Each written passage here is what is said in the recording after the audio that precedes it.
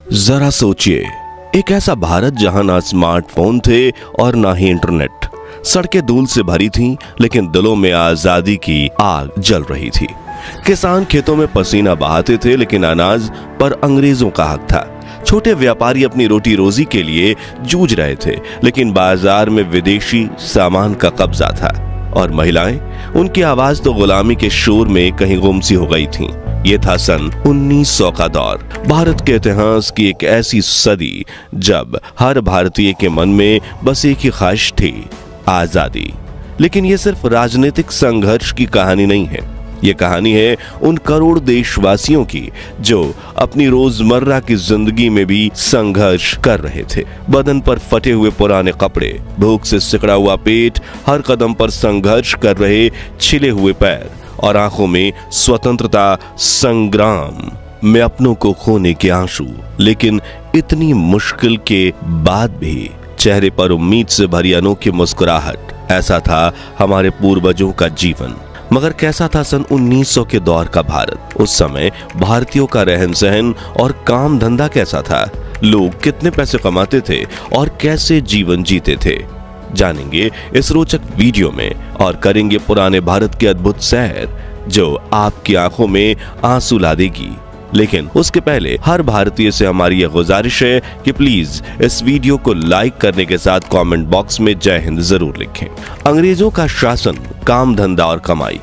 आज से 100 साल पहले यानी 20वीं सदी की शुरुआत में भारत में अंग्रेजों का शासन कायम था। लेकिन भारत के क्रांतिकारियों ने काफी हद तक भारत में अंग्रेजी हुकूमत को चुनौती देना शुरू कर दिया था। कहीं दूर बंगाल की गलियों में क्रांति की चिंगारी भड़क रही थी, तो कहीं महाराष्ट्र में समाज सुधार की लहर उठ रही थी। कुछ नौजवान अहिंसा का रास्ता चुनकर आजादी का आंदोलन कर रहे थे, तो कुछ ने हथियार उठा लिए थे। मगर स्वतंत्रता की लड़ाई के साथ परिवार का पेट पालना भी जरूरी था। इसलिए लोग मुख्य 2 तरह के काम करते थे, पहला खेती और दूसरा कारखाने में मजदूरी। दरअसल उस दौर में अंग्रेजों ने देश में लगभग सभी बड़े राज्यों में अपने कारखानों और फैक्ट्रियों को खोला था, जहां वो भारतीय मजदूर 16-16 घंटे काम करने के बदले काफी कम वेतन पाते थे। आंकड़ों की माने तो उस वक्त लेबर को महज 20 से 30 पैसे प्रतिदिन वेतन दिया जाता था, जिससे वो बड़ी मुश्किल से अपना गुजारा कर पाते थे। वहीं गांव के ज्यादातर लोग कृषि पर निर्भर थे। वो महीनों की मेहनत से अपनी जमीन के छोटे से टुकड़े पर फसल उगाते थे और अंग्रेज उनसे कम दाम में खरीदकर फसल को ब्रिटेन में भेज देते थे और बचे हुए से ज्यादा पैसे साहूकार से वसूल लेते थे, क्योंकि उस वक्त लगभग सभी किसानों के सर पर कर्जा होता था, जिसके बाद अंग्रेज उनसे लगान वसूलते थे। आखिर में जो पैसा बचता था उससे बहुत मुश्किल से वो अपने दिन को गुजार पाते थे। उस वक्त भारत में मुख्य रूप से चावल, गेहूं, जवार, बाजरा, कपास, नील, चाय, गन्ना और मसालों की खेती होती थी। इसके अलावा गांव और शहर की बाजार में जो छोटे व्यापारी थे, उनकी भी हालत खस्ता थी, क्योंकि अंग्रेज पूरे भारत में विदेशी सामान बेचते थे। इसलिए तो सन 1920 में महात्मा गांधी ने विदेशी प्रोडक्ट्स के खिलाफ असहयोग आंदोलन की शुरुआत की थी, जिससे अंग्रेजों के पैर लड़खड़ा गए थे। लेकिन फिर किसी कारणवश गांधी जी ने वो आंदोलन रोक दिया। वहीं अंग्रेजों ने भारत के विभिन्न राजाओं से भी कर वसूलना शुरू कर दिया था, जिस वजह से उनके पास काफी बड़ी मात्रा में भारतीय खजाना इकट्ठा हो गया था, जबकि सोने की चिड़िया कहा जाने वाला भारत अब कंगाल हो रहा था। उस वक्त देश में नोटों का चलन बहुत कम था, ज्यादातर सिक्के ही चला करते थे। आज की तरह उस दौर में लोगों के पास ज्यादा पैसा नहीं हुआ करता था, और अगर किसी के पास 4 से 5 रुपए के सिक्के होते थे तो वो उन्हें मटके में डालकर अपने घर और खेती की जमीन में गाड़ देते थे, क्योंकि उस जमाने में बैंक और लॉकर जैसी चीजें नहीं हुआ करती थी। रहन सहन और पहनावा। उस दौर में महिलाएं सूती साड़ियां पहना करती थीं। हालांकि हर राज्य की महिला का साड़ी पहनने का तरीका थोड़ा अलग था, जैसे कि आप इन तस्वीरों में महिलाओं के अलग अलग पहनावे देख सकते हैं। दूसरी तरफ गांव के पुरुष धोती और कुर्ता पहनते थे। हालांकि शहरों में रहने वाले पुरुषों ने जब कोट पैंट पहनना शुरू कर दिया था ताकि फैक्ट्री में काम करने में सहूलियत हो, जबकि छोटे बच्चे तो निकर में ही घुमा करते थे। उस वक्त लोगों के पास कपड़े खरीदने की सहूलियत नहीं होती थी, इसलिए अधिकतर लोगों के पास 2 से 3 जोड़ी कपड़े ही होते थे जिन्हें वो सालों तक पहनते थे। और अगर कहीं से कपड़ा फट जाए तो किसी दूसरे पुराने कपड़े का टुकड़ा लेकर उसी जगह सिल दिया जाता था। लेकिन जब कपड़े पहनने लायक ना बचे फिर भी उन्हें फेंका नहीं जाता, बल्कि बड़े बुजुर्ग सुई धागे का इस्तेमाल करके उन कपड़ों से गद्दा बना देते थे।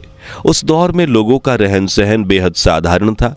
ज्यादातर गांव और शहरों की मिट्टी, गोबर, घास फूस और लकड़ी का इस्तेमाल करके ही घर बनाए जाते थे।